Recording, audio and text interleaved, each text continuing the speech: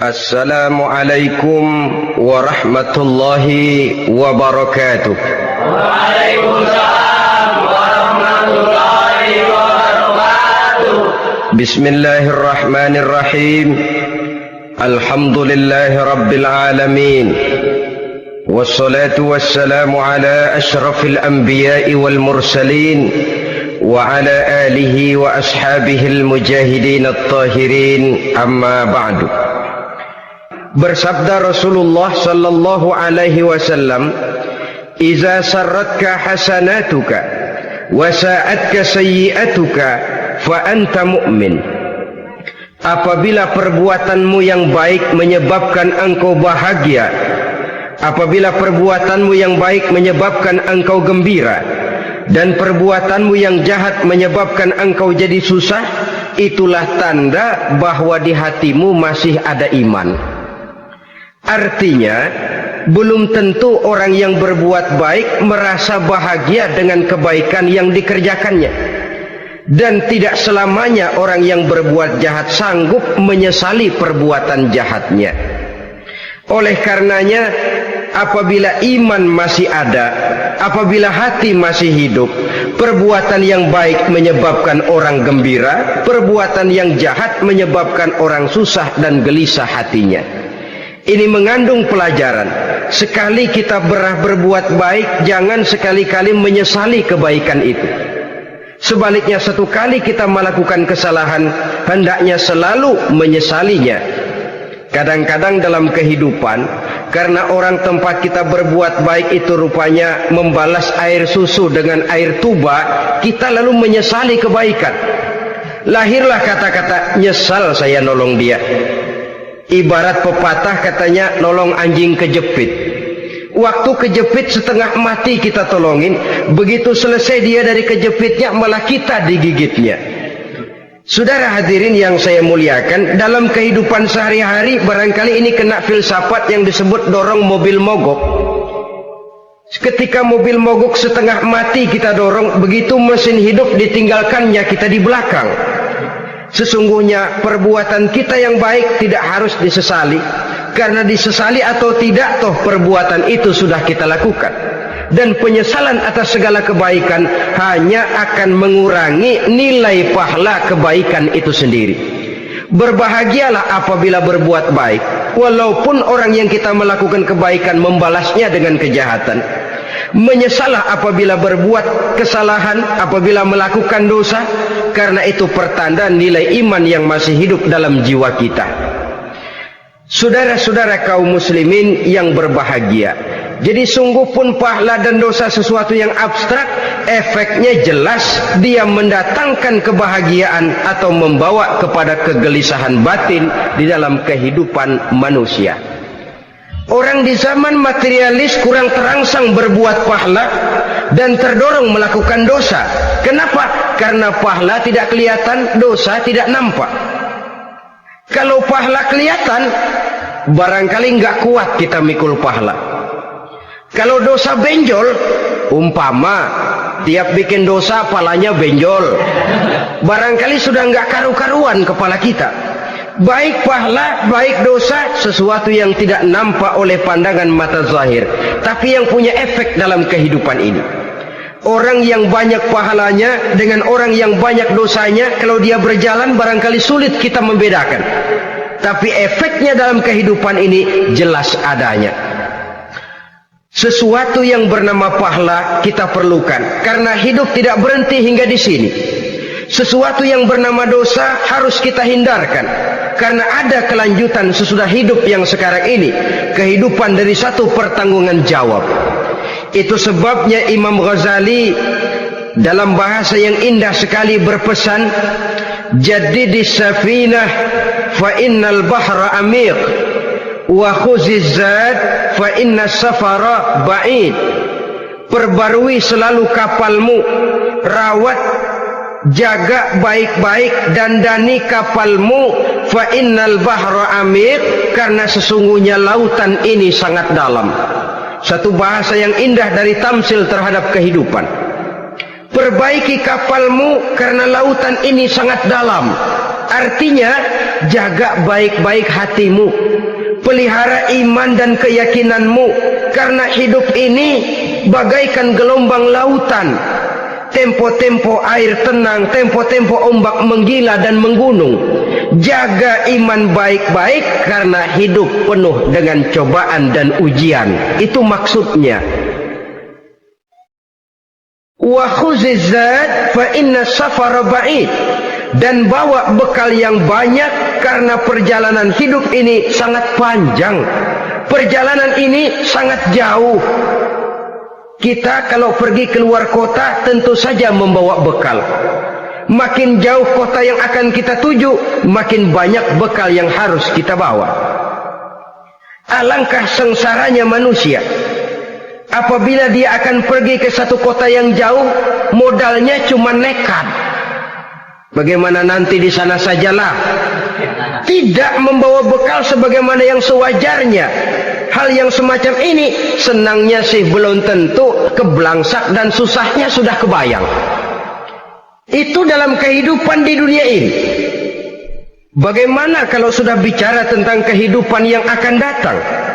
Karena sesungguhnya hidup ini merupakan satu perjalanan yang sangat panjang. Sejak kita tinggal di alam arwah, pada saat jasad belum lagi diciptakan Allah, ruh sudah diciptakannya lebih dahulu. Sampai kemudian kita pindah ke alam rahim, alam kandungan ibu, untuk kemudian berpindah kepada kehidupan dunia. Dari dunia ini kita pindah ke alam barzakh. Di sana tinggal kita 100 tahun mungkin, 100.000 tahun mungkin, 1 juta tahun mungkin, menunggu saat datangnya kiamat. Lalu dari alam barzakh pindah kita ke alam akhirat. Satu perjalanan yang sangat panjang. Alangkah malangnya, alangkah sengsaranya jika tahu kita begitu panjangnya perjalanan hidup ini, tidak ada bekal yang kita bawa. Artinya kesengsaraan, kesulitan yang bertali-tali sudah jelas akan menimpa kita. Kalau pergi kita keluar kota membawa bekal uang, membawa bekal makanan, apa bekal yang mesti kita bawa? Apabila kita kembali ke alam barzakh, kembali ke alam kubur, berkumpul di padang mahsyar di akhirat nanti, nasi yang mau kita bawa, uang yang mau kita bawa, tentu tidak lagi. Karena kehidupan materialis selesai di atas liang lahat. Bila masuk kita ke liang lahat, disitulah pahala dan dosa memegang peranan yang sangat penting. Maka pada pertemuan malam ini kita akan bicara tentang pahala dan dosa itu. Saudara-saudara kaum muslimin rahimakumullah, yang dinamakan pahala, kata Imam Ali Al-Jurjani dalam kitab At-Ta'rifatnya, ma yastahiqqu bihi ar-rahmatu wal maghfiratu minallahi ta'ala, sesuatu yang pelaksananya berhak untuk mendapat rahmah dan ampunan dari Allah. Dengan kata lain, nilai pahala adalah akibat dari perbuatan-perbuatan di dalam melaksanakan perintah dan anjuran yang ada di dalam kehidupan agama. Apabila perintah dan anjuran kita laksanakan, nilai pahala itu lalu datang. Nah, nilai pahala dalam Islam menurut konsepsi Quran, Allah menjelaskan, man jaa bil hasanati falahu asyru amsalha.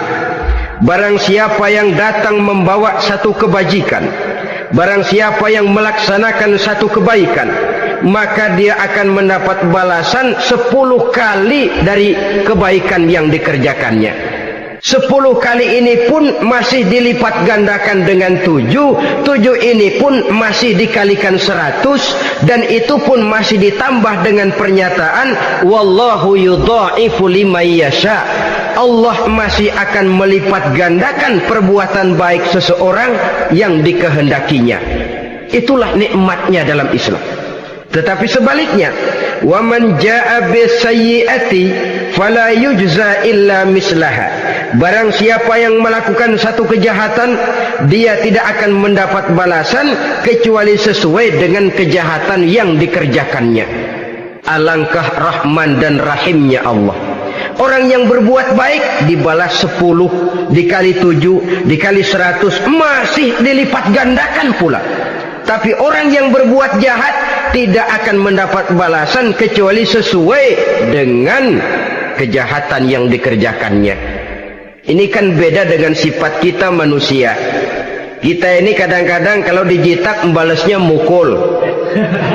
Tapi kalau orang berbuat baik kepada kita, kita enggan untuk berbuat baik kepada orang tadi. Allah tidak mengajarkan begitu. Satu kebaikan berbalas 10. Satu kejahatan berbalas dengan satu kejahatan. Maha Rahman dan Rahim Allah. Bahkan dalam Islam, niat berbuat baik saja mendapat pahala. Sedangkan niat berbuat jahat belum ditulis merupakan satu dosa sampai kejahatan itu dikerjakan oleh orang yang niat tadi. Umpamanya, saudara niat nanti malam giliran pengajian saya mau hadir di majelis taklim. Pas datang waktu malam hujan turun sangat lebat. Saudara berhalangan datang ke majelis taklim, saudara sudah mendapat pahala niat. Tapi saudara niat, nanti malam kalau turun hujan, saya mau bongkar rumahnya si fulan, saya mau curi seluruh harta bendanya.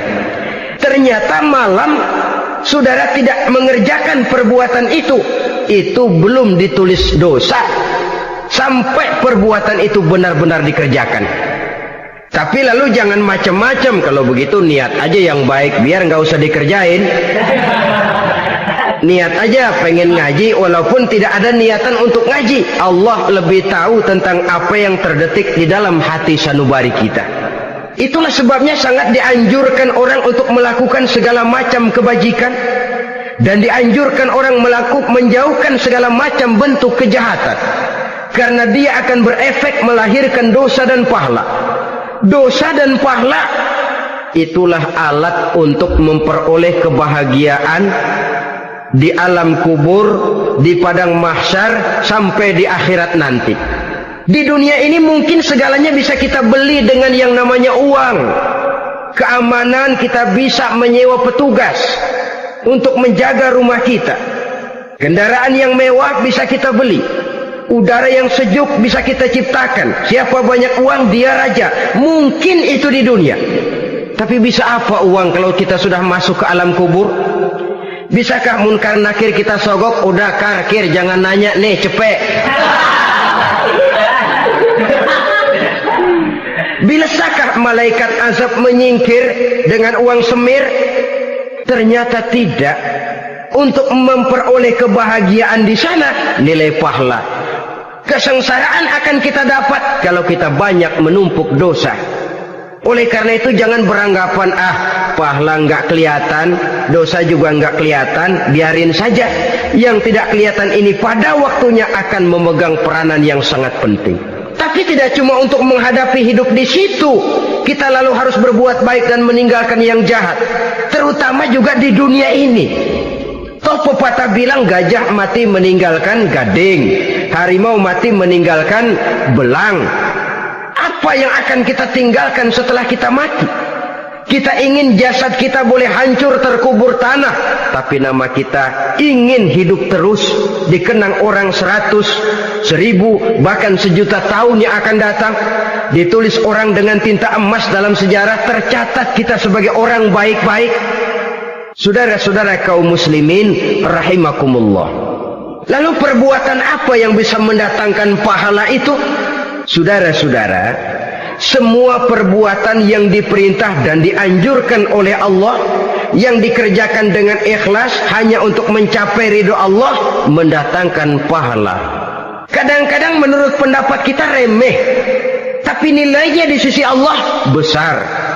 Itu pahala. Menghitung pahala itu hak prerogatif Allah. Perbuatan yang ringan Allah mau berikan ganjaran yang besar, itu urusan Allah. Misalnya kata Nabi, la tahqiranna minal ma'rufi syai'an. Jangan kamu menganggap remeh perbuatan baik walaupun kecil. Jangan merasa sulit melakukan perbuatan yang mengandung pahala. Bertemu dengan teman, muka kita cerah, berpahala. menyingkirkan duri di jalanan berpahala, menolong orang yang sesat, memberitahu orang yang bertanya berpahala. Tidak sulit kalau kita mau. Yang diperintah dan dianjurkan oleh agama itu perbuatan yang mengandung nilai-nilai pahala. Masalahnya cuma tinggal mau atau tidak dan dikerjakan dengan ikhlas. Bertemu teman mukanya cerah, pahala. Menyingkirkan duri di jalanan, pahala. Sodakoh, pahala. Tidak berupa perbuatan, bisa berupa ucapan. Misalnya bersolawat, pahala. Bertasbih dan bertahmid, pahala. Kata Nabi, kalimatani khafifatani 'alal lisan saqilatani fil mizan. Ada dua kalimat yang enteng di lidah tapi berat di timbangan akhirat nanti. Apa itu? Subhanallah walhamdulillah. Itu kan amalan yang ringan, perbuatan yang mudah saja, tapi nilainya demikian besar dalam pandangan Allah. Jadi pendeknya, perbuatan yang bernilai pahala adalah perintah dan anjuran agama yang dilaksanakan dengan ikhlas semata-mata untuk mencapai ridho Allah, itu mengandung pahala. Niat dasarnya itu harus karena Allah, landasannya harus karena ikhlas. Bukan cuma sekedar basa-basi, tidak karena ingin dipuji orang, tidak karena mengharap tanda jasa, tapi ikhlas semata-mata. Dari perbuatan yang paling kecil dan mudah sekali sampai kepada amalan-amalan yang besar dan memerlukan biaya yang besar, seperti melaksanakan ibadah haji, seperti jihad fi sabilillah, membangun masjid, membangun pondok-pondok pesantren, membangun pusat-pusat kesehatan, membangun jalan-jalan umum, termasuk menjaga keamanan. Jangan dikira loh, siskamling umpamanya, menjaga keamanan kampung tidak berpahala. Kalau diniatkan ibadah, menjaga ketenangan warga supaya mereka tekun ibadah, ikhlas karena Allah, itu juga bernilai ibadah. Keluar kita dari rumah, pergi pagi, pulang sore, peras keringat, banting tulang cari nafkah buat menghidupi anak istri kita. Kalau diniatkan ibadah, melaksanakan kewajiban sebagai kepala rumah tangga, membantu orang tua sebagai anak, itu juga perbuatan-perbuatan yang mengandung pahala. Yang terbaik sesuai dengan bidang kehidupan kita. Ada orang yang dinamakan abid, ahli ibadah, pahala yang paling baik bagi dia banyak-banyak tahajud, sembahyang malam, wirid, zikir, tasbih. Ada yang dinamakan orang alim, pahala yang paling baik buat orang macam ini mengajar, menyebarkan ilmu, mendakwahkan Islam. Ada yang disebut wali, pejabat pemerintah, petugas. Amalan pahala yang paling baik buat orang semacam ini melayani masyarakat, bekerja di bidangnya sesuai dengan profesinya. Saudara hadirin yang saya hormati, jadi dengan demikian perbuatan-perbuatan yang mengandung nilai-nilai pahala ini bisa perbuatan yang menurut kita kecil namun punya nilai besar, apalagi perbuatan besar dengan biaya yang besar, tentu makin besar juga pahala yang disediakan oleh Allah Subhanahu wa taala. Oleh karenanya, kalau kita bercermin dari ayat Quran, hidup ini kesempatan untuk berbuat baik. Huwallazi khalaqal mauta wal hayata liyabluwakum ayyukum ahsanu amala. Dialah Allah Tuhan yang telah memberikan hidup dan mati kepadamu untuk menguji kamu siapa di antara kamu yang paling baik amal perbuatannya. Jadi tidak saya rinci, tapi cukuplah satu penjelasan global. Perbuatan yang berpahala adalah perbuatan melaksanakan perintah Allah atau anjuran Allah dengan dasar ikhlas, dengan tujuan untuk mencapai ridho Allah semata-mata. Lalu apa perbuatan yang mengakibatkan dosa itu? Saudara-saudara, dosa lahir akibat melakukan larangan Allah atau mengerjakan yang dicelaknya. Nah, para ulama ada yang membagi dosa itu menjadi dua bagian. Ada dosa-dosa kecil, ada dosa-dosa besar.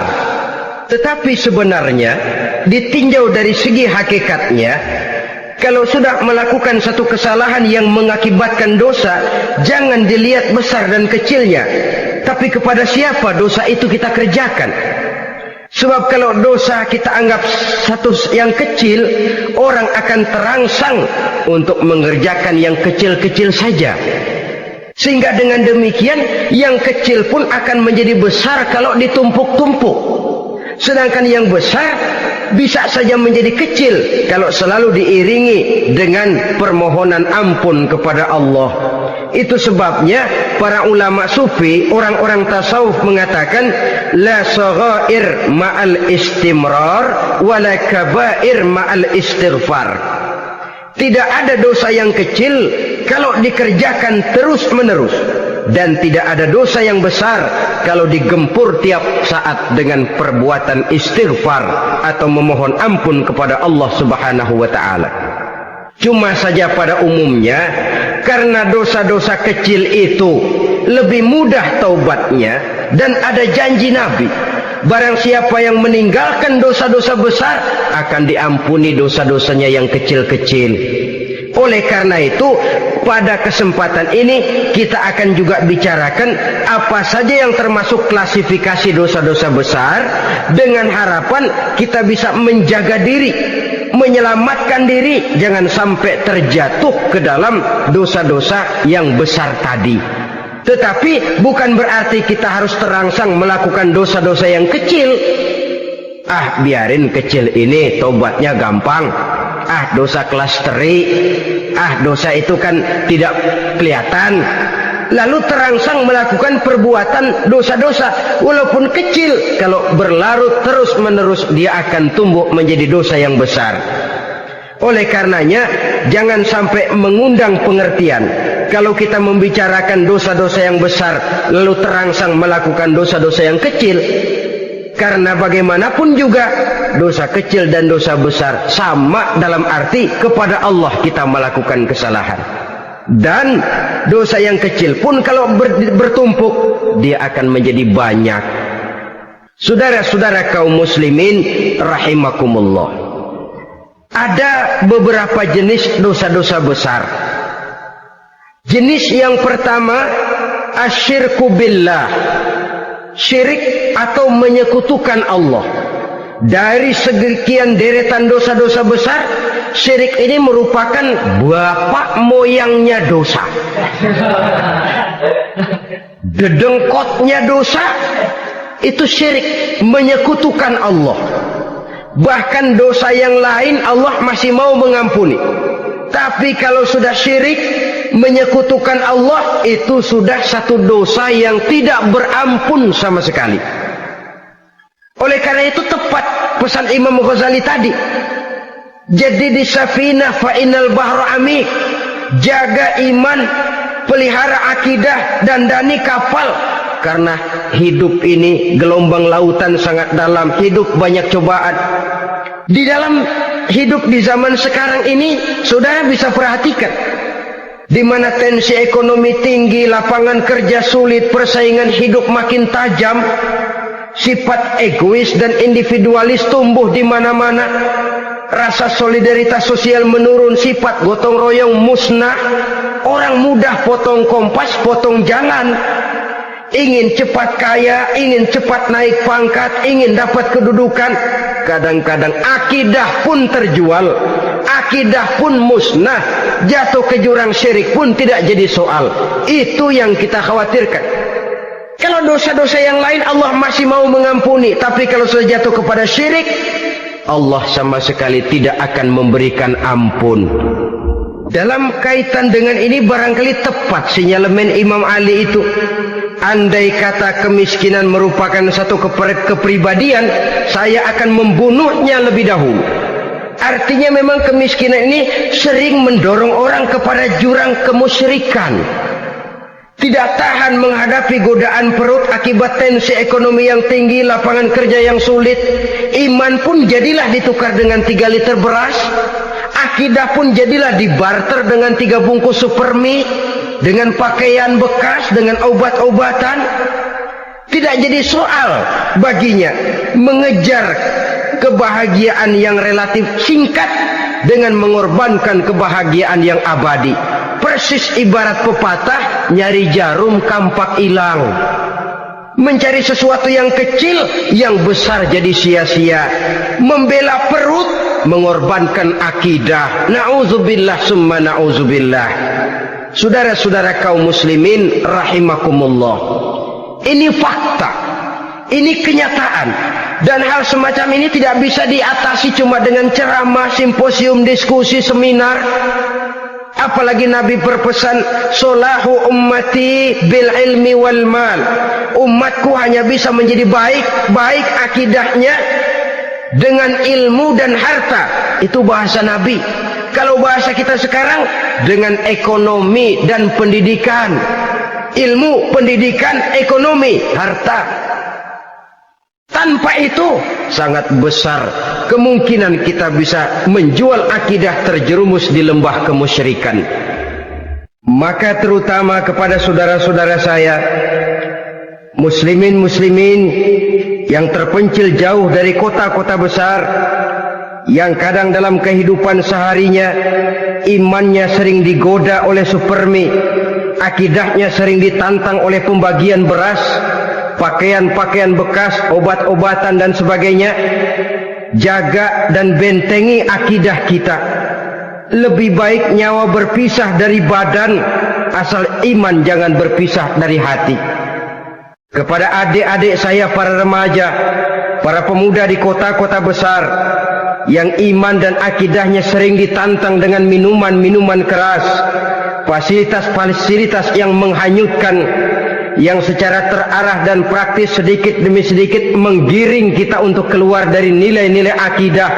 Hati-hati, jaga baik-baik, sebab intan paling mahal, mutiara paling berharga, tidak lain nilai iman ini.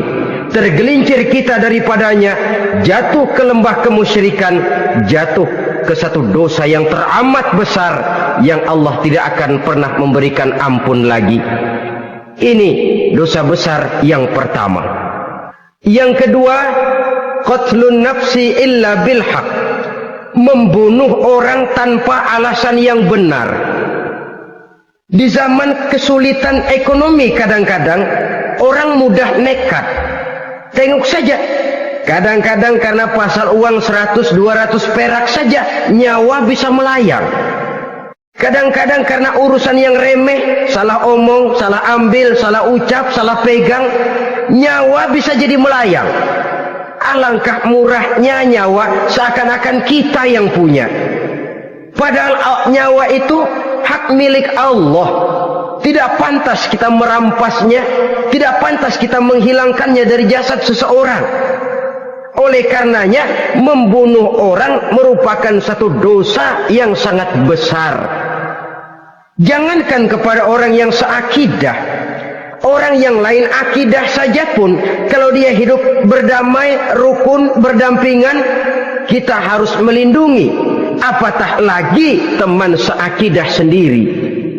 Saudara-saudara kaum muslimin rahimakumullah, pantas kalau Nabi menyatakan apabila dua orang Islam sudah saling berkelahi, berbunuh-bunuhan, al-qatil wal maqtul finnar, yang membunuh dan yang dibunuh dua-duanya sama-sama masuk neraka. Sahabat heran, ya Rasul, kalau yang membunuh masuk neraka sih wajar, tapi yang terbunuh kok neraka juga, kenapa? Kata Rasul, sebenarnya dia juga cuma sudah niat untuk membunuh, cuma keduluan saja. Andai kata dia tidak terbunuh, tentu dia yang akan membunuh. Saudara-saudara kaum muslimin rahimakumullah, Islam sesuai dengan namanya adalah agama damai. Kita tidak boleh mencari-cari musuh, walaupun tidak boleh lari kalau bertemu musuh. Oleh karenanya, pantang seorang muslim menimbulkan benih keonaran menjadi biang kerok buat lingkungannya.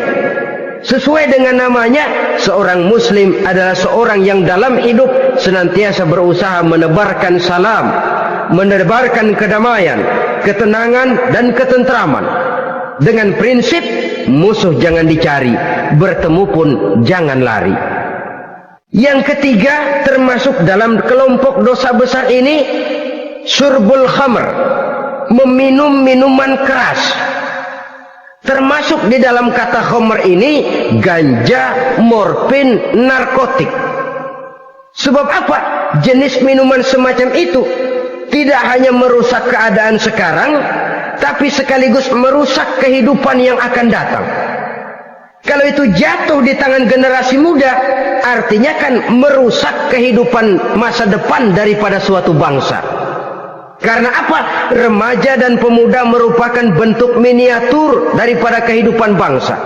Akan bagaimana warna umat Islam di Indonesia, bahkan akan bagaimana warna Indonesia 30, 40, 50 tahun yang akan datang, remaja sekarang jawabannya. Kalau remaja kita sekarang ini kerjanya cuma bisa nyekek botol, insya Allah bangsa Indonesia 30-40 tahun yang akan datang akan tumbuh menjadi bangsa teler. Tidak banyak yang bisa kita harapkan. Remaja adalah gambaran masa depan dari satu bangsa, dari satu umat. Dan remaja itu di dalam dirinya secara fitrah terkumpul semua bakat, terdapat semua kemungkinan. Kita ini lahir membawa sifat pemimpin, tapi juga membawa sifat pengacau. Kita ini ada bakat jadi orang jujur, ada bakat jadi pengkhianat. Kita ini ada bakat menjadi orang baik-baik, kita juga punya bakat jadi biang kerok. Kita kemungkinan bisa jadi pemimpin bangsa, tapi juga bisa menjadi pemimpin bangsat. Nanti lingkungan dan pendidikan akan menumbuhkan, membentuk mana yang tumbuh lebih subur.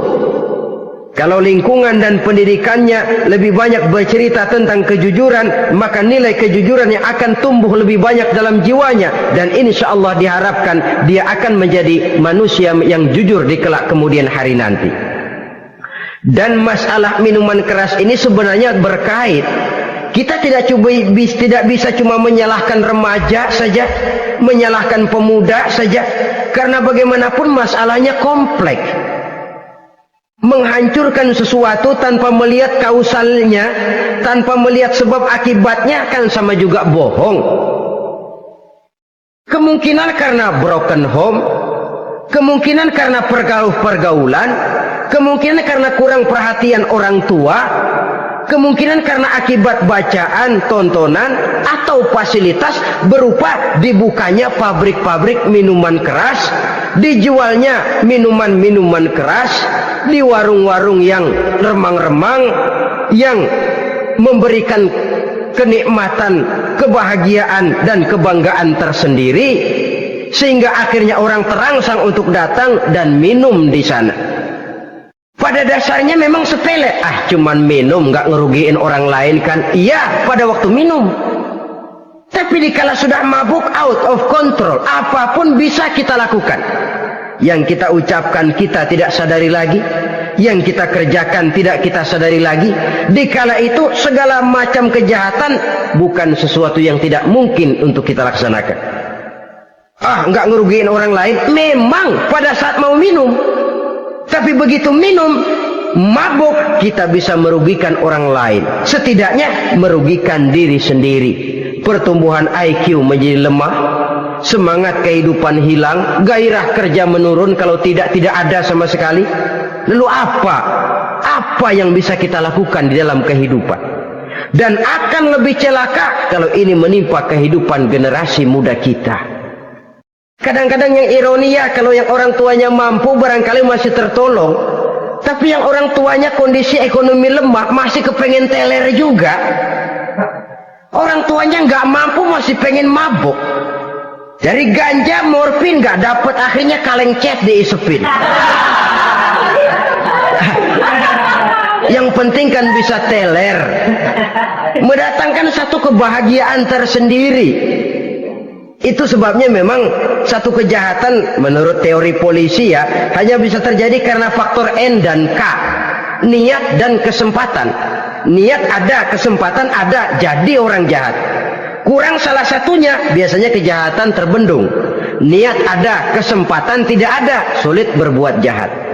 Kesempatan ada, niat tidak ada, tidak mungkin orang jahat.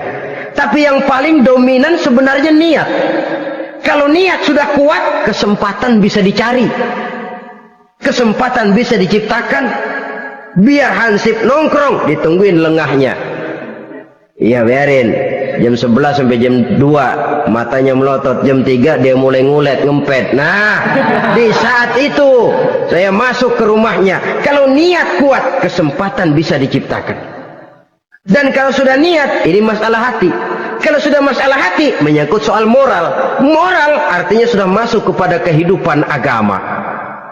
Saudara-saudara kaum muslimin rahimakumullah. Yang keempat yang termasuk jenis dosa besar, az-zina, perbuatan zina. Di zaman pergaulan bebas dengan prinsip free love, free sex ini, tengok sudah berapa banyak gadis-gadis bergelimpangan jadi korban. Berapa banyak bayi-bayi yang lahir ke dunia tanpa tahu kemana dia mesti memanggil bapak. Apakah deretan jumlah korban ini masih harus bertambah lagi? Paling tidak, biarlah yang sudah jadi korban, tapi jangan bertambah lagi hendaknya. Masing-masing kita berupaya menahan diri.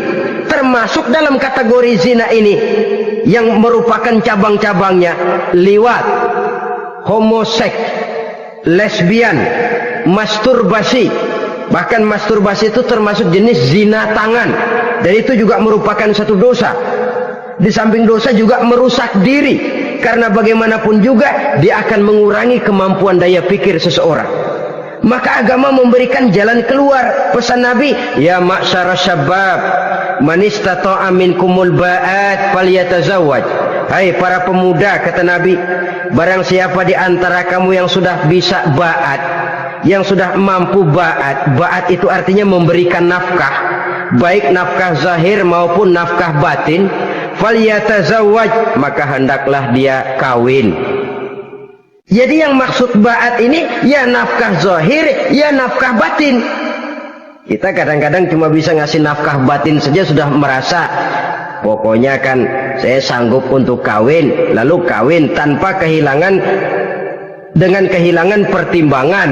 Saudara-saudara, wa in lam yastati', adapun kalau dia belum mampu, fa alaihi bisyam, hendaknya dia banyak puasa.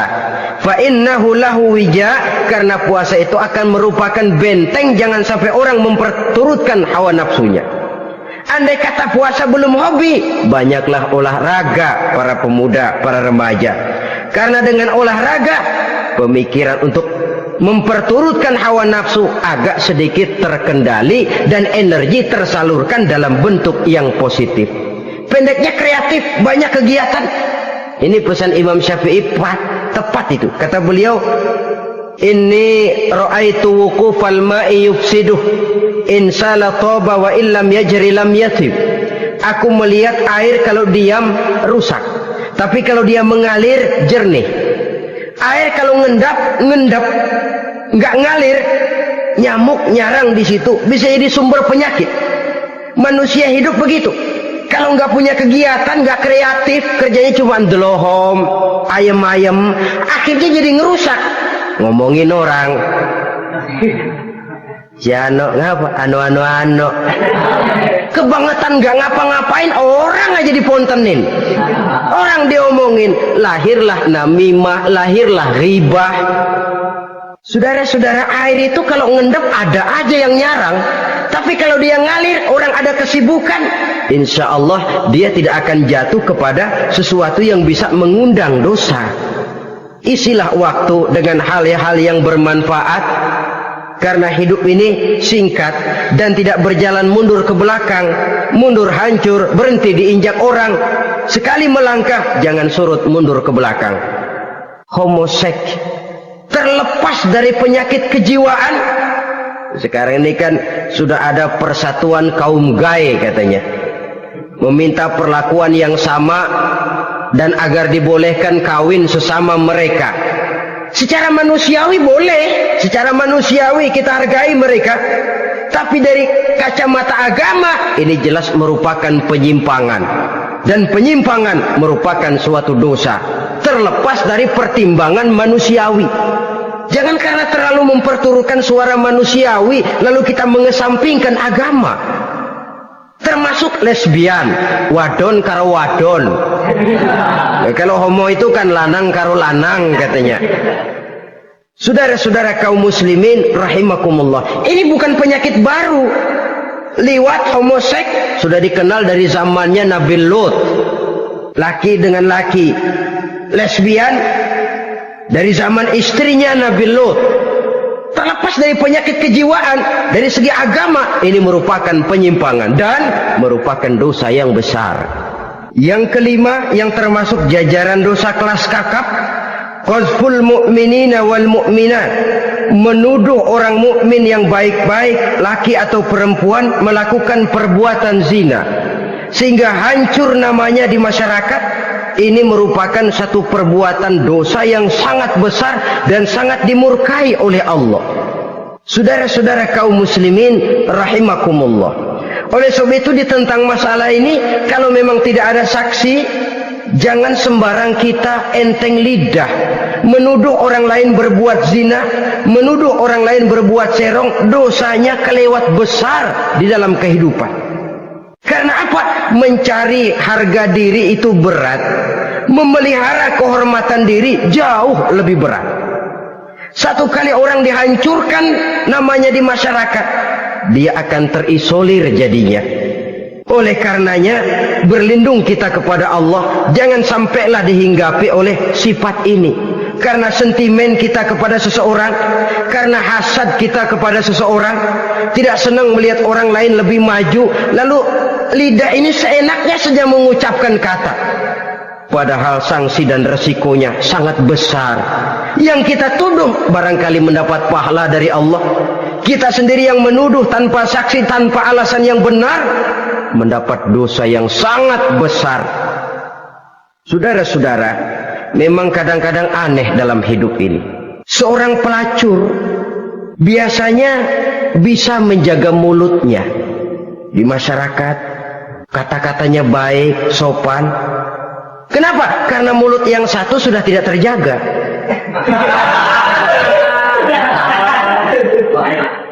Kita kadang-kadang kehormatan bisa kita jaga, tapi mulut tidak terkontrol.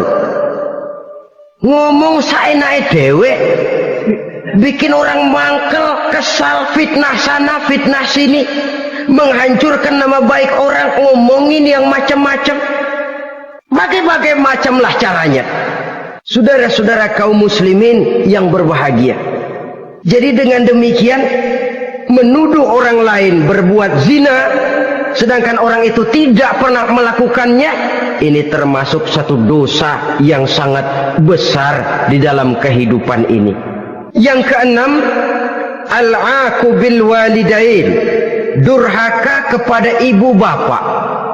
Seorang anak, bagaimanapun banyak nilai ibadahnya, banyak kebaikan di masyarakat, menyandang berbagai macam gelar, pangkat dan jabatannya tinggi, tapi kalau sudah durhaka kepada kedua orang tuanya, alamat hidup tidak lagi membawa keberkahan. Dan itu dosa yang sangat besar. Sampai Nabi sabdakan, ridho Allah ada di dalam keridhaan ibu bapak, murka Allah pun ada di dalam kemurkaan ibu dan bapak. Walaupun belum tentu setiap kita orang tua, tapi yang jelas setiap kita adalah anak, dan setiap anak punya ibu dan bapak. Jangan sampai kacang lupa kepada kulitnya. Saudara-saudara kaum muslimin rahimakumullah, durhaka kepada ibu bapak merupakan perbuatan yang sangat dimurkai oleh Allah. Apalagi ibu yang telah melahirkan kita, bahkan mengandung kita. Begitu juga bapak yang telah berusaha peras keringat banting tulang untuk mengasuh membesarkan kita. Tidak ada perbuatan baik yang kita lakukan untuk bisa menebus kebaikan daripada ibu dan bapak kita. Setidaknya kalau belum bisa berbuat baik kepadanya, kepada keduanya, janganlah menyakiti hati keduanya. Itu saja dulu yang harus dijaga. Kadang-kadang sudah berbuat baik enggak, nyakitin melulu. Sudah nyenangin belum bisa, saban sehari nyakitin saja. Padahal kedua orang tua itu doanya manjur sebagaimana sumpahnya juga bisa jadi kenyataan dan sering bahkan menjadi kenyataan. Sampai ibu bapak sudah wafat, sudah meninggal sekalipun, kewajiban berbakti masih harus terus dilakukan oleh seorang anak. Lalu yang ketujuh, at-tawalli yaumaz zahfi, berpaling pada hari pertempuran. Orang sedang sibuk-sibuk menghadapi musuh, maksudnya berjuang membela agama ini, dia lari menyelamatkan diri. Pengecut, mental munafik. Ayo, kalau demi agama, mari kita maju ke depan. Allahu Akbar, yang besar Allah, yang lain kecil semua maju. Orang lain maju serentak, dia mundur jauh ke belakang. Mental munafik, mental calo, istilah sekarang ini. Oh, itu calo, mental calo. Tuhan gedek banget itu. Coba ya, calo itu paling sibuk nyuruh penumpang naik. Tapi sementara penumpang naik sampai ke tempat tujuan masing-masing, calonya nggak kemana-mana, diem aja di situ. Cuma orang aja disuruh naik. Saudara-saudara, kerja bakti. Orang turun ke comberan, dia naik ke tempat tidur. Mundur di hari pertempuran, menyebabkan orang lain gugur, dia sendiri menyelamatkan diri. Mental pengecut, mental munafik, itu merupakan dosa yang sangat besar. Saudara-saudara kaum muslimin rahimakumullah, itu sebabnya agama itu memerlukan keberanian memang, tapi bukan keberanian yang tanpa perhitungan. Sebab berani tanpa berhitung namanya berani babi. Kita berani kalau benar, kita harus takut kalau salah. Jangan dibalik. Salah berani, nekat namanya. Benar takut, pengecut namanya. Orang yang pengecut adalah orang yang takut membela kebenaran. Orang yang nekat sesungguhnya udah salah nggak malu lagi, udah salah nekat lagi. Merasa rugi berbuat kebaikan, puas kalau berbuat kejahatan. Padahal Nabi pesan, siapa yang berbuat dosa sambil tertawa, nanti dia akan masuk neraka sambil menangis. Karena itu dipesan pula di dunia ini, sering-seringlah mencuci mukamu dengan air mata taubat, cuci lidahmu dengan zikir kepada Allah, bersihkan hatimu dengan air ikhlas. Saudara-saudara kaum muslimin rahimakumullah, kan ada toh orang berbuat baik nggak gembira, tapi berbuat jahat malah puas. Atau sama saja, orang lain berbuat baik hatinya kesel, orang lain berbuat jahat dia malah mendukung, atau orang lain tergelincir berbuat jahat dia malah girang. Ini kan tidak objektif, karena yang berbuat baik orang yang dia keselin dia nggak seneng.